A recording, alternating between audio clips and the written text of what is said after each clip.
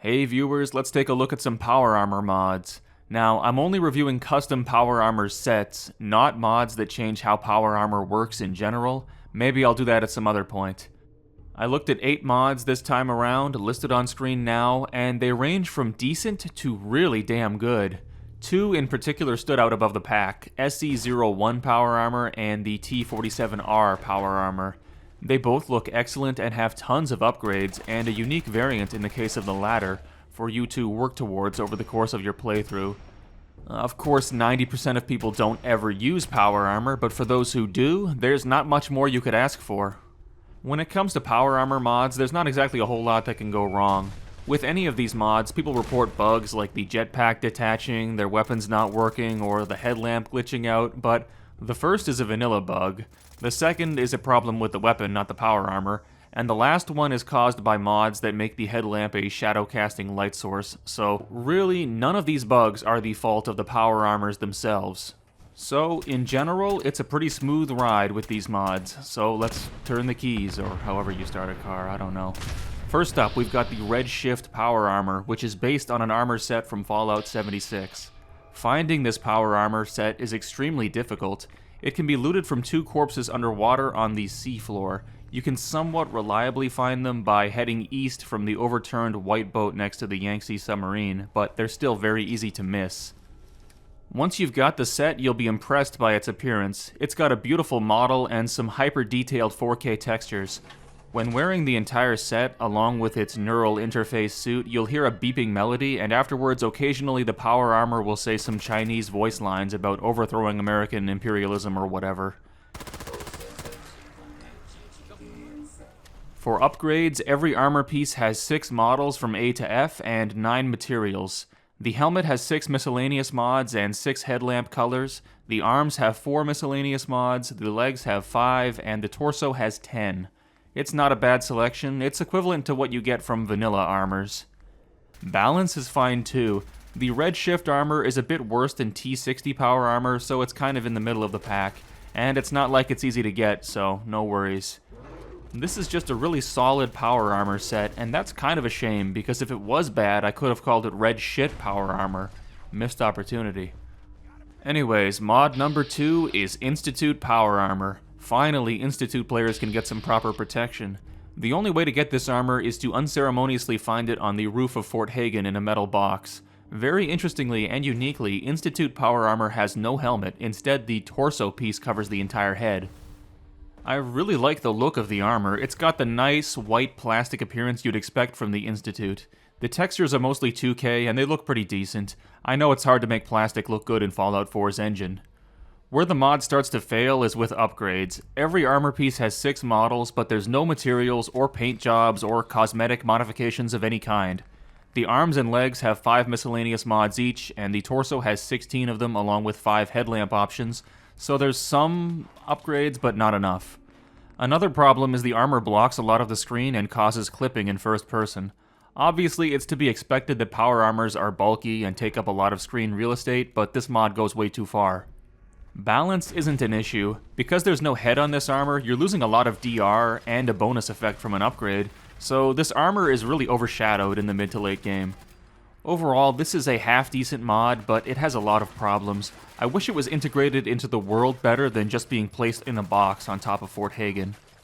Well, mod number 3, Institute Power Armor Redux, does just that, adding a shack outside Virgil's lab with a rogue turret that seems to shoot you no matter what.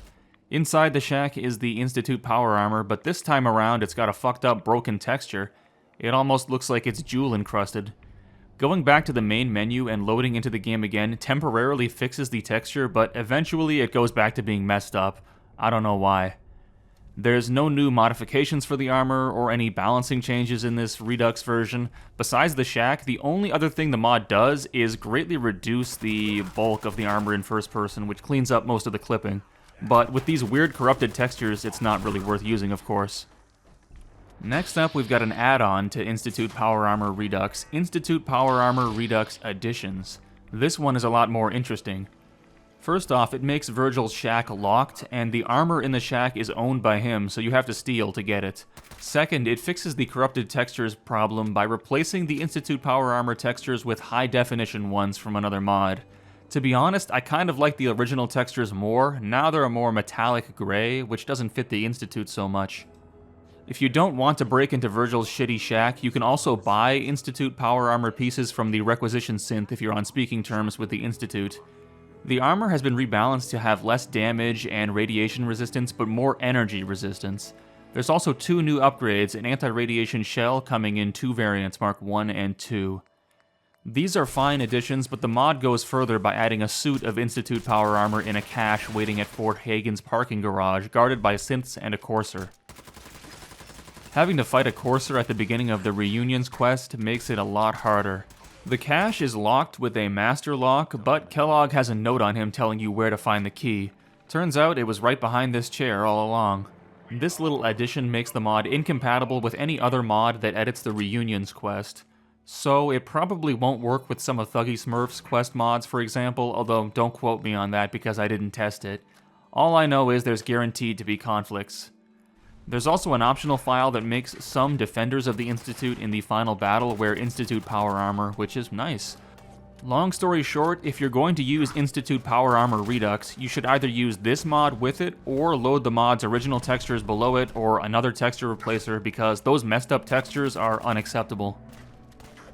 Fourth, we've got the SE01 Power Armor, a mod I recommended. You can download full or light versions of the mod. The light version is missing most of the materials. It's also the only version you can get on Xbox. Regardless of version, you can acquire the SE01 armor by going to Nahant and looking around for a novice-locked hatch next to a shack. Crack it open and you'll find a set of SE01 power armor and some lore to go along with it. After finding the set, you can craft more at a chemistry workbench. I must say, I love the short little animation when you first pick up the helmet and put it on the power armor. I also love the appearance of this armor. It has incredibly high quality textures, which are only 1K or 2K, but they still look absolutely excellent. Upgrades wise, each armor piece has 6 models and 13 materials, each with a different texture and effect. There's 6 miscellaneous mods and 6 headlamp colors for the helmet, 10 miscellaneous mods and 10 faction emblems, 20 if you count the dark versions, for the torso, 4 miscellaneous mods for the arms, and 5 for the legs. Balance is fine. The armor is about on the same level as XO1 armor, so certainly not overpowered or underpowered. It's just another great armor set. Fifth, we've got the T-47R Power Armor, which I also just had to recommend. You can find a full set of the armor just south of Greater Mass Blood Clinic in a shack. There's also a unique set called the Quantum Steel Power Armor, which has been spread all over the Commonwealth. You can find hints on where to find the set in Nick Valentine's office, but screw those cryptic hints, I'll just tell you where they are. The torso is at Sentinel Site Prescott near this big red door. The legs are in the Institute's FEV lab in the room with the floating supermutants. The helmet is in the Federal Survival Center bunker in the room with the world map. And the arms are in a church in Quincy Ruins. For upgrades, every piece has 6 models, 7 material coatings, and 8 paint jobs. The helmet additionally has 6 miscellaneous mods and 6 headlamp colors. The torso has 9 miscellaneous mods, 20 rank insignias, 15 faction emblems, and 4 back attachments. The backpack is self-explanatory. The cryo cooler, I think, just reduces your stamina loss, and I couldn't figure out how the terminal was supposed to work. Interestingly, some of the upgrades give you cryo and fire resistance, but there are no weapons in the base game that deal these damage types, so it's useless without other mods. As for the Quantum Steel unique armor set, it cannot be modified except for selecting insignias and such. I love the air tanks on the back of the armor, I love how bulky it is, and it's very well balanced, being hardly better than T-51 armor, except for its energy and radiation resistance, which are less important anyways. So overall, this is an amazing mod. Sixth, we've got the TES-51 Power Armor, Skyrim inspired. Just east of Wilson Automatoy's corporate HQ, the mod adds a new building called Bethesda Comics. In its basement, you can find a steel sword, a warhammer, 3 comic books, each giving you upgrades for the titular TES-51 armor, and of course, the armor itself, along with an alternate Nordic helmet and a note from Todd Howard. I was very impressed with the quality of the armor. I love the engravings. These are some really beautiful 2K textures. For upgrades, each piece has 6 models and 5 materials. The helmet additionally has 9 miscellaneous mods and 6 headlamp options. The torso has 10 miscellaneous mods, the arms 6, and the legs 5. As for the sword and warhammer, they have 2 upgrades each, which is typical for melee weapons. It's a balanced armor set too, with stats only slightly better than X01. So on the whole, this is a great mod, definitely the furthest thing possible from lore friendly if you care about that, but there's really nothing bad to say about it. 7th, we've got Liberty Power Armor, a power armor based more or less on Liberty Prime's appearance. You can craft it at a chem lab along with a new grenade type called Liberty Grenades, which are basically handheld mini-nukes. You can also find the set at Sentinel Site Prescott, again near the red door like the T-47 armor. For upgrades, each armor piece has 6 models, 10 materials, and 3 forged alloys that increase armor health.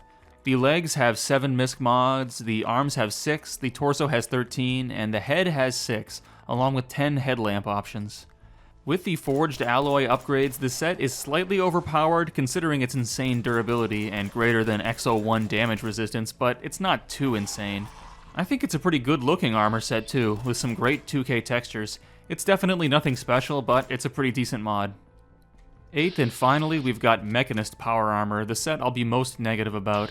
To get the Mechanist Power Armor, you need to have the Mechanist's armor from the Automatron DLC in your inventory, and pick up a holotape added in her lair. You should also pick up the burned out Voltaic armor on the ground next to it. From there, you need to craft a tinker table at a workshop area, and craft the armor pieces. Once you've got them on, you'll notice they don't look very good. There's a lot of UV stretching on the textures, and some areas look really blurry. The texture on the upper leg in particular looks like you're wearing jeans above the armor. It just doesn't look right. It looks like a cheap Halloween costume rather than a real set of armor. As for upgrades, every piece has 6 models, 5 materials, and 4 paint jobs. The helmet also has 6 miscellaneous mods, 2 decals, and 9 headlamp options. The arms have 5 miscellaneous mods, 2 armor plates, and a targeting computer you need for an arm-mounted auto turret. The torso has 9 miscellaneous mods, 4 decals, a backpack or jetpack or both, a stealth upgrade, and 2 armor plates. The legs have 7 miscellaneous mods and 2 decals. I suppose it's not a terrible selection. Sadly, the arm turret is a complete letdown. I thought it would fire autonomously, that would have been cool, but no, you have to equip it and fire it manually, and it doesn't even look like it's coming out of your shoulder. If you don't have the right mods on your power armor, the weapon automatically unequips itself, and sometimes it just auto-unequips whenever it wants after you fire a few shots. Very lame. The Voltaic armor is difficult to craft because you need to have saved power cables from the USS Constitution quest, and you need to craft Mr. Handy Voltaic arms from the Automatron DLC. If you manage to do that, you'll realize the Voltaic pieces only have a slightly different appearance, but the exact same stats and upgrades, so it's not really worth it. As for balance, it's a little overpowered, being slightly better than even the X02 power armor from the Creation Club. Oh well, it's still not the worst thing I've ever seen. Anyways, that's all I had time to look at. Hope you found this crappy video useful. Until next time, toodles!